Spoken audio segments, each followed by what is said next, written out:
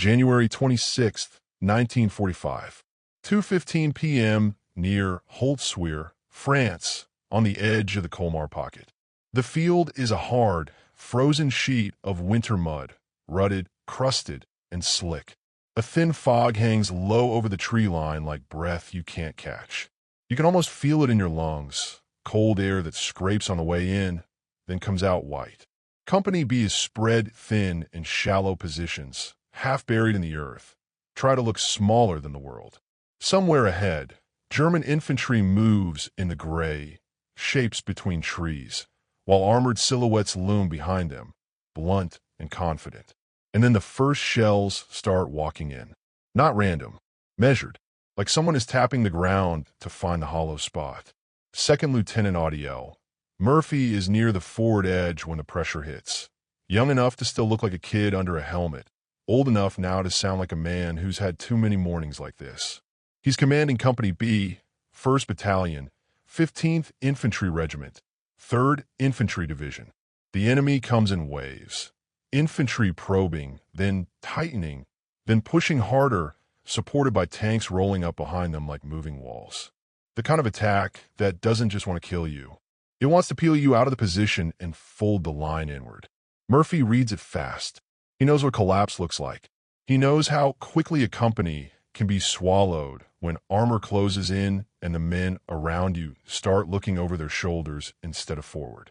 He turns and yells the order no officer wants to give, but every good one gives when it's time. Fall back into the woods. Prepared positions. Now, men move, low, fast, hauling rifles, slipping in icy furrows, try not to bunch up. The sound is boots and breath and the clack of gear. The German fire follows them, snapping through branches, whipping the air. Somewhere, a man stumbles, and you can hear the panic in the way he catches himself. Murphy doesn't move with them. He stays, because someone has to stay long enough to make the enemy believe the line is still here. Because someone has to keep eyes on the armor. Because someone has to call the fire that keeps the woods from becoming a slaughterhouse. Near his position sits an M10 tank destroyer. Angular, open-topped, a low Predator built to kill armor. It's parked like a last argument, and then a German round finds it. A direct hit. The M10 erupts, flame blooming from inside the hull. Thick black smoke punching upward, the kind of fire that doesn't just burn, it roars. The crew bails out fast, jumping from the open top, disappearing into the haze. The vehicle becomes a bonfire of steel and ammunition, the kind of thing every soldier instinctively avoids because any second it could cook off and throw shrapnel like a scythe. Murphy watches it burn and makes a decision that doesn't feel human. He grabs his field radio, voice tight and controlled, and begins directing artillery onto the advancing Germans. Adjust fire left. Drop it closer. A beat. Now shift right. They're bunching. You can almost see it. German infantry pushing forward in the open, thinking the Americans are breaking, thinking they're about to roll through the gap. They don't realize one man is still here, still watching them, still turning their movement into coordinates. A machine gun burst chews the ground nearby. Dirt snaps up in little violent fountains. Murphy flinches once, then steadies. He's already been hit earlier in the campaign. He knows what wounded feels like. He also knows what it feels like to watch your friends die because you hesitated. The Germans keep coming. Tanks move in behind the infantry, dark shapes in the fog, engines low and steady. The infantry advances in a crouch flow, helmets bobbing, rifles forward. They're close enough now that individual figures separate from mass. A man sprinting between cover, another pausing to fire, another dropping into a ditch. Murphy fires his M1 carbine, sharp cracks in the cold air, buying seconds, forcing heads down. But small arms alone won't stop what's coming. He knows it. You know at the moment you imagine those tanks reaching the tree line. Then he looks back at the burning M10 again. The flames are higher now. The smoke is thick, greasy, choking. The vehicle is a beacon, visible from everywhere, the last place any sane man would climb. Murphy climbs it anyway. He scrambles up onto the hull, boots slipping on soot-stained metal, heat licking up around him. From up here, he can see over the shallow folds of ground. See the ditch line, the infantry shapes, the movement that's about to swallow his company's retreat. He reaches for the M10's .50 caliber machine gun. The heavy Browning mounted up top, grips it with bare determination, and swings it toward the advancing Germans. The first burst is a tearing, metallic thunder, too loud, too powerful, the recoil shoving through his arms. Tracers cut through fog and hit the ditch line like a sewing machine stitching death. A squad crawling forward suddenly stops crawling. Men flatten, then scatter. The attack stutters just for a moment. Murphy keeps firing. Short bursts. Controlled. Ruthless. And all the while, he's still on the radio, still calling artillery, still shaping the battlefield while sitting on a vehicle that could explode beneath him at any second. German fire begins to focus on him. You can feel it in the way rounds snap closer, in the way the air around the M10 suddenly seems alive with danger. He is alone and exposed, high on a burning silhouette, giving the enemy the clearest target on the entire field. But he doesn't climb down, because if he climbs down, the line collapses. And if the line collapses, the woods fill with Germans before the Americans can reform. The tanks keep rolling. The infantry regroups and tries again. Murphy's .50 cal speaks again, hard, steady, and somewhere in that fog, the German commander realizes the retreat wasn't a rout. It was a trap made of one man's refusal. And then, through the smoke, Murphy sees the next problem forming. Not just infantry. A tank's silhouette shifting its gun toward the burning M10, as if the enemy has decided to erase the last voice on the radio. The German tank's silhouette steadies in the haze, just a darker block inside the gray. And you can tell, even without seeing the gun clearly, that it's lining up on the burning M10. You can almost feel the moment from the enemy's side. There, that's the problem. Kill that, and the line collapses. Audie Murphy sees it too. He's crouched on the M10's hot steel like a man riding a furnace, boots planted wide for balance. One hand locked around the grips of the .50 cal, the other alternating between the trigger and a radio handset. The fire beneath him is hungry now.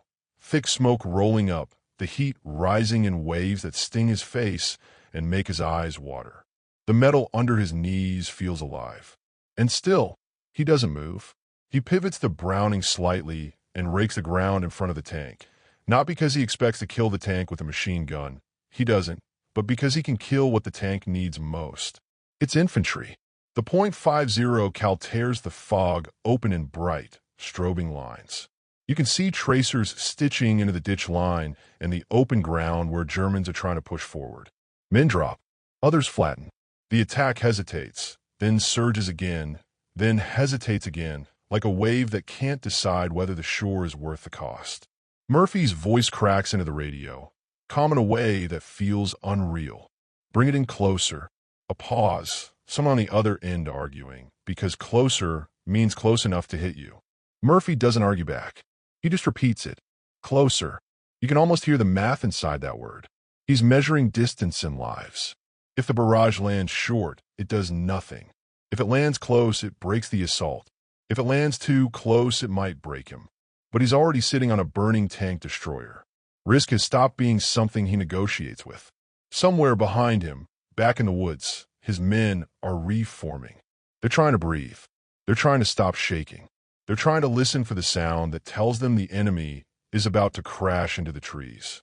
The only thing buying them time is a kid from Texas on top of a burning machine, refusing to make the reasonable choice. The German tank fires. The shot doesn't arrive like a movie punch. It arrives like a sudden, violent change in the world, an enormous crack and a heavy whoosh, and then the ground near the M10 erupts, throwing mud and fragments. The concussion slaps Murphy in the chest. The Browning's mount shudders. He tastes dirt. For half a heartbeat, you think, that's it. But the .50 cal starts again. Murphy fires in controlled bursts now, disciplined, because ammunition is finite and the barrel is already heating. Each burst is a sentence. He's trying to speak only what matters.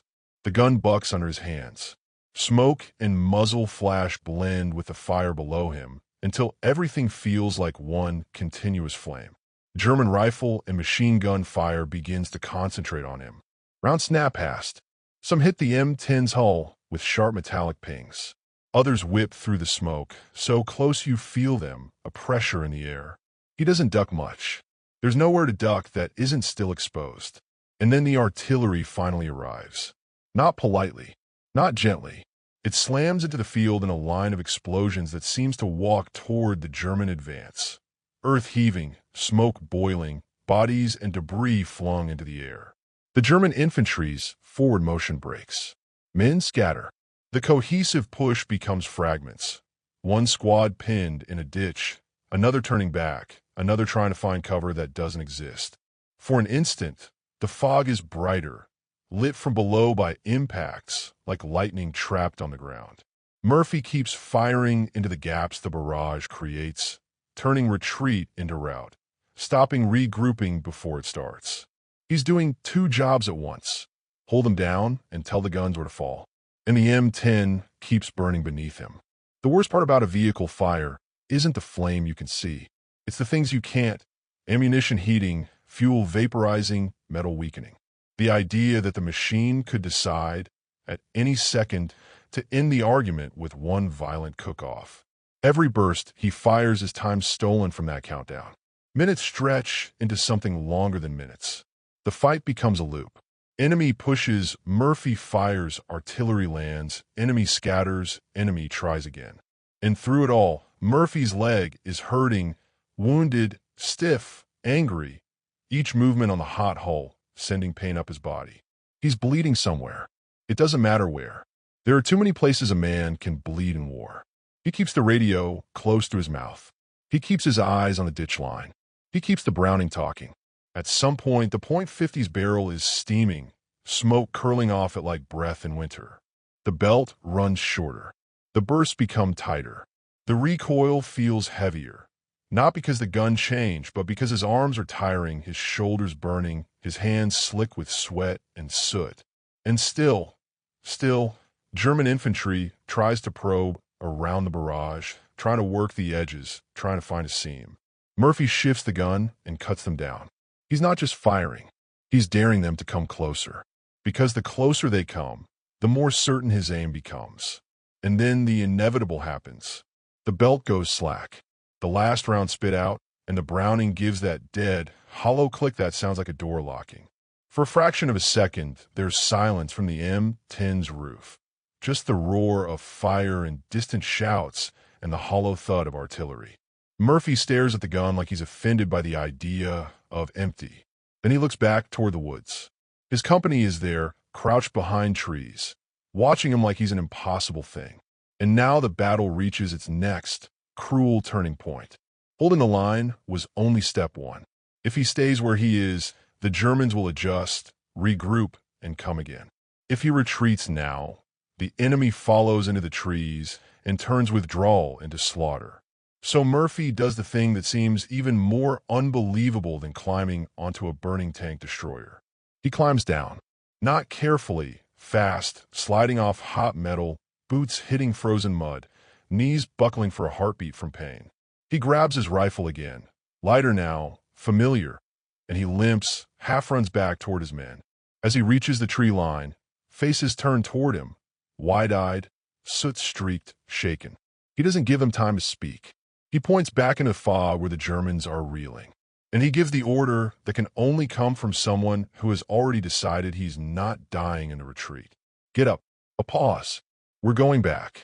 And the men who just watched him hold off tanks and infantry alone have to decide, right now, whether they can follow him into the same fog that tried to kill them. Because the next minutes won't be about survival on a burning hull. They'll be about whether one man's refusal can become a whole company's courage. The men in the woods hesitate for a fraction of a heartbeat, not because they doubt him, but because what they just witnessed doesn't fit inside a normal soldier's brain. A burning M10 back there in the fog. A .50 caliber barking from the roof like a signal flare of defiance. Artillery landing so close it felt like it was meant to kill everyone. And now, this soot-streaked, limping second lieutenant is pointing back into that gray and saying the words that don't belong after a retreat. We're going back. Murphy's voice isn't loud. It doesn't need to be. The authority isn't the fact that he's alive at all. He tightens his grip on his rifle, an M1 carbine, light, quick, and starts moving along the tree line. The cold air bites its sweat on his neck. His leg protests with every step. You can almost feel the sting in your own knee, that hot needle of pain each time weight lands wrong. Behind him, Company B begins to rise. Not all at once. Not in a heroic movie line. One man first, then another, then a whole handful pulling themselves out of shallow cover, checking their weapons with hands that are suddenly steady again. They've been afraid of being chased. Now they're afraid of missing the moment. Murphy stops long enough to speak into the radio again, voice clipped, urgent, and gives the artillerymen the last adjustments. In the official citation, it's described plainly. He directed artillery fire onto the enemy while exposed, even calling it in close as the Germans advanced. Out ahead, the fog swallows distance. It turns everything into a guessing game. Shapes at 50 yards could be stumps, could be men, could be death. Somewhere in that whiteness, the German assault is trying to reorganize after being shredded by machine gun fire and artillery. Because that's what artillery does when it lands right. It doesn't just kill. It breaks rhythm. It steals momentum. It makes a confident advance feel like walking into an invisible wall. Murphy takes a few steps forward into the open, and the world immediately answers with snapping rifle fire.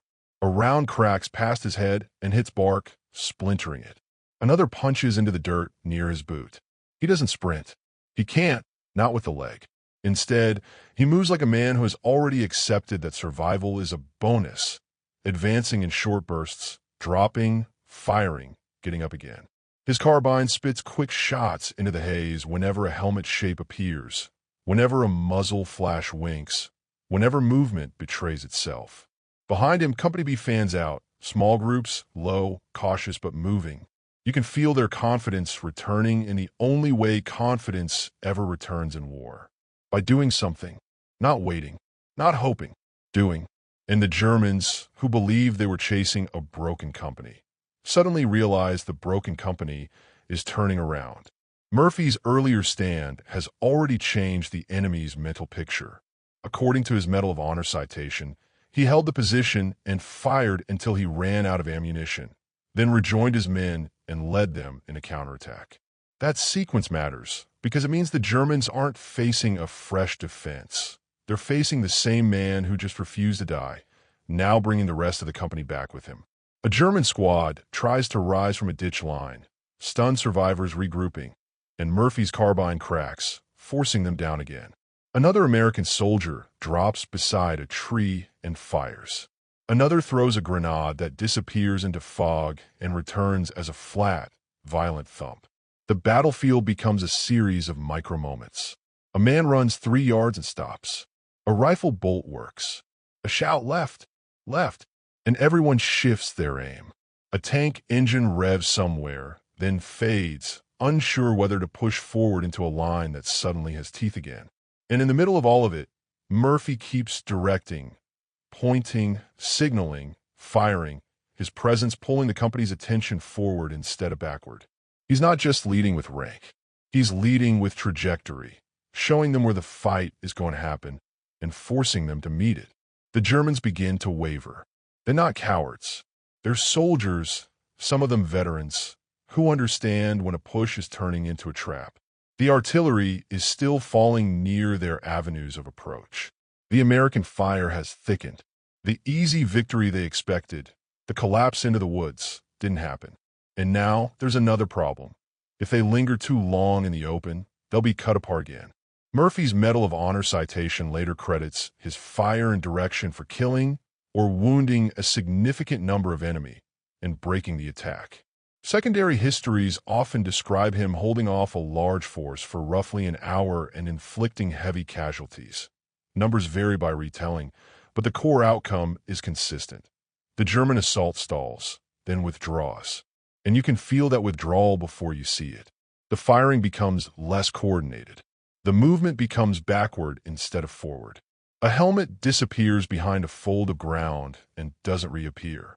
The shapes in the fog start to thin out. Murphy senses it and presses. He limps forward another few yards, firing again. His men follow, bolder now, advancing in short rushes. Somewhere in the line, a soldier realizes we're not running anymore. We're making them run. The Germans pull back toward Holtsweer, away from the woods and away from the artillery that keeps chewing up their courage. The field that looked like a grave 15 minutes ago is now something else. A line held, a counterattack completed, a disaster turned sideways at the last possible second. Only now, only when the pressure eases, does the pain catch Murphy. His leg is worse than he's admitted. He's been wounded and exposed, directing fire, firing from a burning vehicle, then leading a counterattack anyway. The citation itself makes clear how extreme the risk was. He was on a burning tank destroyer, in danger of blowing up at any moment, continuing to fight while directing artillery. And yet, even after, he doesn't collapse into the relief everyone else feels. He looks back toward the place where the M10 burned. Now, just a smoking ruin in the fog, and you can almost see the thought behind his eyes. If I had moved, they would have died in the trees. That's the story's heartbeat. Not glory, not movie hero invulnerability. A decision made in cold air, under tanks and infantry and collapsing certainty, to hold the line long enough for other men to live. And the war doesn't pause to applaud it. Because after Holtsweer, there are still fields to cross, villages to clear, and more counterattacks waiting in the fog. But for Company B, the truth is now permanent. They saw what refusing to retreat looks like. And once you've seen that, you're never quite the same soldier again. For a few seconds after the Germans pull back, the battlefield goes eerily quiet, like the world is holding its breath to see if the nightmare is really over. Then the small sounds return. A distant groan from twisted metal. A rifle sling creaking as someone lowers their weapon. A man coughing hard in the cold, the kind of cough that's half smoke and half shock. Somewhere, a wounded soldier calls out a name, soft at first, then louder when no one answers. The fog is still there, stubborn and gray, but the pressure has lifted. The line is no longer collapsing. The woods are no longer about to be swallowed. Company B stands, scattered among trees and shallow cover, staring out into the field they just reclaimed. It looks different now. Not like a place you fight in, but like a place you survived. Audie Murphy is still on his feet. That's the strangest part. He's limping, legs stiff, uniform smeared with soot and mud, face blackened like someone dragged him through the inside of a chimney. His hands are shaking in a way he won't acknowledge. He keeps looking out into the fog, scanning for movement that isn't there anymore, because the mind doesn't accept safe immediately after it has lived inside dead. A soldier steps close, eyes wide. "Sir, you're hit." Murphy doesn't look down right away. He keeps his gaze forward as if the fog might change its mind. "I know," he says like it's an inconvenience. Someone tries again. "You need a medic." Murphy finally turns his head, and for a moment you can see the exhaustion behind his eyes, the kind that doesn't come from lack of sleep, but from carrying responsibility so hard it bruises the soul. "Check the others first," he says. That's how he speaks now. The voice of a man who doesn't fully belong to himself while his people are still standing in danger. Medics move up, crouched and quick, their bags swinging. They check men who are bleeding, men who are pale, men who are sitting too still, because sitting too still usually means something is wrong. They work with hands that know what to do even when the heart is racing. Behind the tree line, a few soldiers begin to laugh. Not happy laughter, not even relief. More like a pressure valve opening. The kind of laugh that says, we were supposed to die, and somehow we didn't. Another man starts to swear, then stops because his voice cracks. You can almost feel the delayed reaction rolling through the company like a wave. The realization that the retreat didn't become a rout, that the woods didn't become a slaughterhouse, that the tanks didn't roll right into them. That's when eyes drift back toward the field, toward the burning wreck that did most of the talking. The M10 is still smoldering out there, a blackened shape in the fog. The flames have softened into thick smoke, but the heat shimmer is still visible, like the air itself is bruised. It looks less like a weapon now and more like a warning sign hammered into the ground. Men stare at it, trying to reconcile what they saw, because it wasn't just the gunfire. It was the choice. A sane man doesn't climb a burning vehicle. A sane man doesn't stay when his company falls back. A sane man doesn't call artillery closer and closer until the danger line is almost a joke. But war doesn't reward sane the way peace does. War rewards the man who makes the enemy hesitate for just long enough. Somebody says, "How long was he up there?" Another answers without certainty. "Felt like forever." And that's the thing about moments like this. They stretch. They become bigger in memory than they were in time, because fear alters the clock. A minute under fire can feel like an hour. An hour can feel like a lifetime you've lived in one breath. Murphy finally sinks down behind a tree, more of a controlled collapse than a sit. He presses his back to bark and exhales, slow and shaky. The radio handset is still in his grip, like he forgot to let it go. Only now does the pain force its way into the foreground. The leg throbs. A deeper ache radiates up his body. Shoulders, arms, hands, like every muscle is suddenly demanding payment. The cold seeps in where adrenaline used to be. He blinks hard and feels grit and soot in his eyelashes. A medic crouches in front of him and starts cutting fabric away carefully. The medic's face shifts when he sees the wound. Murphy watches that face and knows what it means. "You're going to the rear," the medic says. Murphy shakes his head once. Small. Immediate. "No." The medic tries again, gentler, firm. "Lieutenant, you've done enough." Murphy's eyes flick toward the fog again. He can't stop checking it. Like part of him believes the Germans will surge back the moment he admits he's human. "They'll come again," he says. The medic pauses because there's no argument that wins against that kind of certainty. Murphy finally hands over the radio. Not because he wants to, but because the weight of it is suddenly too much. His fingers open like they're letting go of the fight itself. Behind them, an officer moves along the line, counting men, checking positions, try to rebuild the company into something coherent again. Word travels quickly in these moments, faster than official reports. Murphy held the field alone. Murphy climbed the burning M10. Murphy fired until the big gun went quiet. Murphy called artillery like he was guiding lightning. Murphy turned around and counterattacked. The story spreads the way legends spread. Not polished, not perfect, but charged. And here's the quiet truth that sits under all of it. In the moment, nobody thinks they're watching history. They're just trying not to die. Later, much later, papers will be written, citations typed, medals pinned.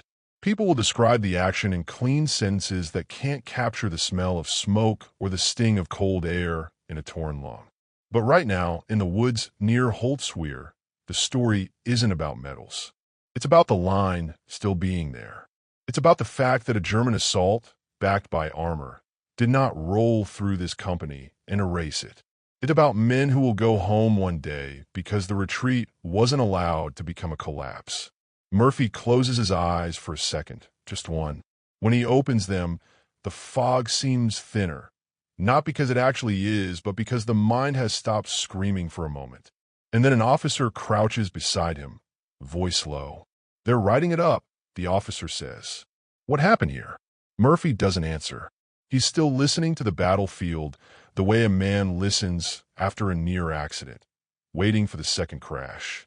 The officer continues, almost disbelieving. "They want statements. Times. Details." Murphy looks back toward the smoking M10, his face unreadable. "Details. How do you explain a decision that happened in the space between one heartbeat and the next? How do you describe the exact instant you realized retreat meant death and stay meant a chance?"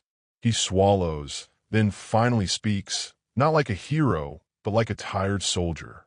"Tell them," he starts, and stops, because even he isn't sure how to put it into words. And that's the cliff edge the story leans over now, because what happens next isn't gunfire. It's the transformation of a raw, chaotic, filthy hour into something the world can understand. A report, a citation, A legend.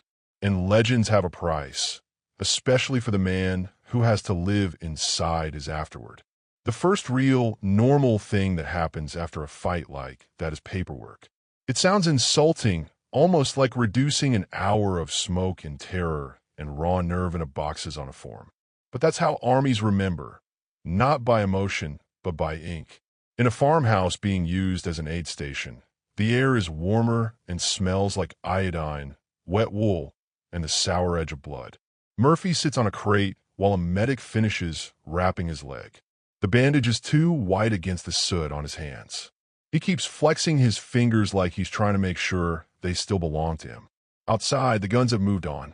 The front never stays in one place for long, especially here in winter, in the Colmar Pocket's churned-up countryside where every village feels like a separate war. An officer steps in, clipboard tucked under one arm, helmet pushed back, eyes still carrying the fog. He looks at Murphy the way men look at something they can't quite explain. "Lieutenant, they need a statement." Murphy's jaw tightens. Not anger. Something else. A refusal to let the moment become someone else's story before he's even caught his breath. "A statement," he repeats. "Times. Positions. What you saw. Who was where." Murphy stares at the floor for a second, as if the wood planks might offer an answer. The truth is, time didn't behave normally out there. The minutes bent. The hour stretched. He remembers the M10's heat under his knees, the way the .50 caliber shook his arms, the radio handset slick in his grip, the fog swallowing men like it was hungry. He remembers thinking very clearly, "I can't let them reach the trees." He doesn't remember checking a watch. The officer sets the clipboard down gently, as if loudness might summon the enemy back. "Start with when the attack hit," he says. Murphy opens his mouth, then closes it. You can almost see him fighting the problem every soldier faces when he tries to explain combat to someone who wasn't in the same air. Where do you begin? With the tanks? The infantry? The first shell? The retreat order? The moment he chose not to follow? He finally speaks, slow at first. "They came out of the fog," he says. "Infantry with armor behind them." The officer writes. Murphy continues, voice steadier now, as if the act of describing it is letting him regain control of something the battle stole. "I pulled the company back to the woods. Stayed to cover it. Called artillery." The officer's pencil scratches. Murphy's eyes flick toward the window. In his mind, he's seeing the ditch line again, the silhouettes, the way men moved when they thought the Americans were running. "The tank destroyer got hit," he says. "Caught fire."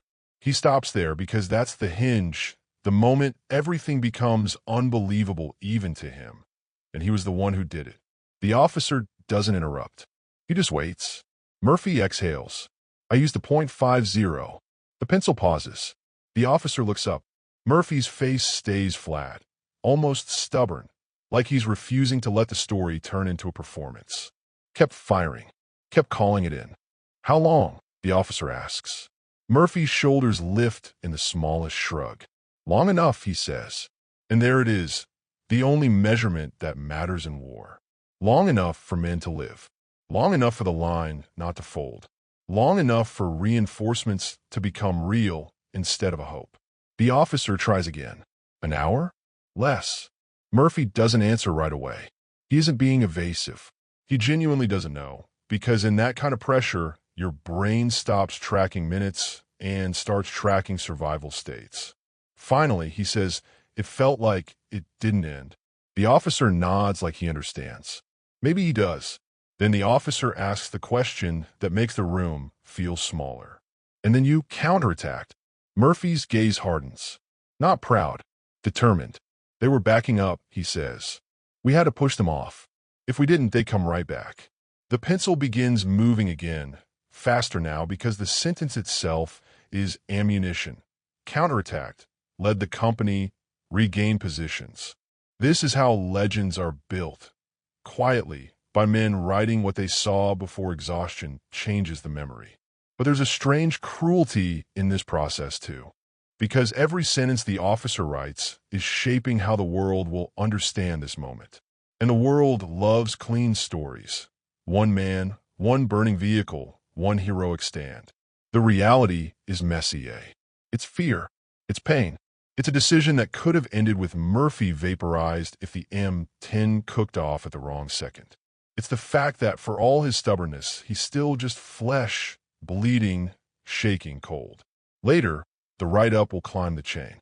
Someone will turn it into formal language. Someone will shape it into the kind of citation that fits on a page. Eventually, it will become a Medal of Honor story. But right now, none of that exists yet. Right now, Murphy is still in the aftershock. When the officer leaves, a quiet settles over the room that feels heavier than artillery. Murphy stares at his wrapped leg and realizes how close he is to being done. Not with the war, but with the ability to keep doing this. A man can be brave for an hour. The war asks you to be brave for months. A medic returns and tells him, more firmly this time, that he's going to the rear whether he likes it or not. Murphy looks like he might argue, then doesn't. Not because he agrees, because he's finally tired enough that even stubbornness has limits. As they prepare to move him, he hears voices outside, his men. Some of them, not all. A laugh that breaks into a cough. A shout of recognition. Someone saying, that's him. Murphy closes his eyes again just for a second, and you can almost feel the thing he won't say out loud. He didn't do it to be remembered. He did it because the woods were behind them, because the tanks were coming, because retreat was turning into a slaughter in his mind, and he refused to let it happen on his watch. They lift him onto a stretcher. The ceiling beams drift past overhead as they carry him out. Cold air hits his face again, sharp and clean compared to the smoky room. And as they move toward the rear, the battlefield sounds fade, replaced by the quieter, more haunting noise of what comes after heroism. People talking about you like you're not there. People trying to make sense of what you did. People deciding, without asking, that this moment is going to follow you for the rest of your life. Because the war is going to move on. But Murphy's hour on that burning M10, that hour is about to become permanent. The ride to the rear is a blur of jolts and cold air and the steady hum of engines. Murphy lies on the stretcher with his helmet tipped back, staring up at a sky that looks too calm for what just happened underneath it. If you listen closely, you can hear the front even as you move away from it. Distant thumps, faint cracking rifle fire, the occasional sharper report that reminds you the war is still there, still chewing. But the farther you get, the quieter it sounds, and the quieter it sounds, the more unreal your own actions start to feel. Murphy's leg throbs with each bump in the road. He tries to keep his breathing steady because the medic walking beside him keeps watching his face like he's waiting for shock to take him. Murphy doesn't say much. He's not thinking about medals. He's thinking about the moment the .50 went silent. The dead click. The way the fog seemed to lean in when the gun stopped, like it was ready to swallow him whole. He's thinking about the split second after that when he climbed down and didn't know if his men would follow him back out. That's what people don't understand about heroic stands. They imagine a man who never doubts. But doubt is in the air like smoke. The difference is whether you move anyway. At a rear aid station, the routine of war takes over.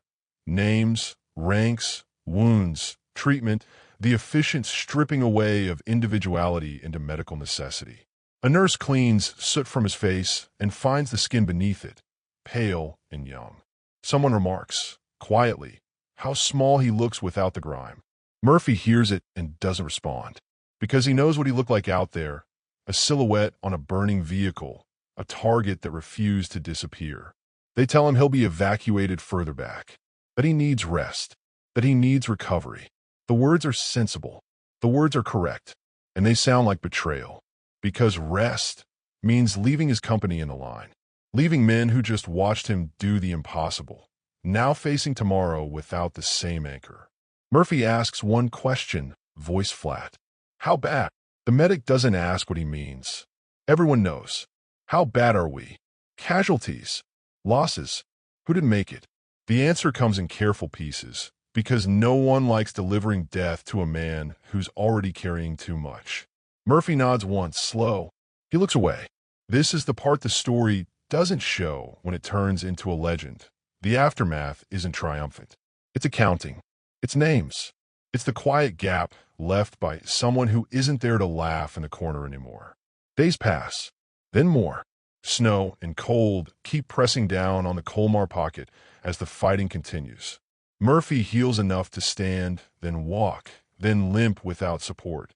His body is recovering faster than his mind, because the mind doesn't heal on schedule. He hears the talk before he sees the paperwork. Men in the rear whisper his name like it's a lucky charm. Someone says, "That's the one who," and the sentence trails off because the story is already bigger than language. Reports move up the chain. Witness statements. Officer endorsements. The kind of formal momentum you can't stop once it starts. Murphy becomes an incident in an army's memory, pinned to a date and a place. Then the official words arrive. The Medal of Honor citation language is precise, almost sterile compared to the truth of the fog and flame. He ordered his men to withdraw, remained alone, directed artillery, mounted a burning tank destroyer, fired a .50 caliber machine gun, held off infantry and tanks, then led a counterattack. Those words are true. They're also insufficient, because they can't carry the smell of burning fuel in your throat. They can't carry the tremor in your hands when the belt runs out. They can't carry the way cold air feels like glass when you're breathing through smoke. Murphy reads the gist of it, hearing it more than reading it, because these things are often told aloud, and his face doesn't change much. Not because he doesn't feel anything, because he feels too much. A medal doesn't erase the fear. It doesn't erase the faces of men who didn't walk back into the woods. It doesn't erase the knowledge that a slightly different shell impact could have ended him on top of that M10 like a grim punchline. And yet the Army needs symbols. Armies always do. They need a story that tells other men, hold. They need something that suggests the chaos can be mastered by willpower. They need a human example that says, this is what refusing to break looks like. So Murphy becomes that example. He's awarded the Medal of Honor, the highest recognition for valor, and the world begins to treat him like a fixed point, the bravest soldier, the one-man defense, the cinematic stand. But the truth is, fixed points don't exist in war. Only moments. And moments end. After the ceremony, the war keeps moving. The German line collapses in places, stiffens in others. Winter gives way inch by inch. Men keep dying in small, anonymous fights that never become stories. Murphy, meanwhile, carries a new kind of burden, surviving something everyone else wants to turn into myth. People look at him differently now. Officers, enlisted men, even strangers. Like courage is contagious, and they're trying to catch it just by standing near him. But courage isn't something you have. It's something you do. And sometimes the doing leaves scars you can't see. In quiet moments, Murphy keeps hearing the sound of the .50 cal. The way it tore the air, the way it stopped. He keeps feeling the heat of the M10 under his knees. He keeps replaying the moment the tank's silhouette turned its gun toward him. And sometimes, late at night, when the ward is quiet, he wonders what would have happened if he'd moved with his men. If the retreat would have stayed orderly. If the Germans would have broken into the woods. If the company would have been cut apart. He doesn't know. No one can know. That's the cruel secret behind heroic decisions. You don't get alternate timelines. You only get the one you chose. And he chose to stay. The next morning, as he stands outside in cold air, watching trucks move and men march and the war machine grind forward, an officer approaches and says, almost casually, "They're going to want you stateside." Speeches, bonds, photos. Murphy's expression tightens, because being a symbol is its own kind of battlefield. And here's the final twist of this story's emotional arc. The hour that saved his company is about to take him away from them. Not because he wants to leave, because the world wants to use the story. Murphy looks toward the distant line, toward the place where the war still lives, and you can almost feel the conflict in his chest. He survived the burning vehicle. Now he has to survive what people make of it. And that second fight might be harder. Yendi,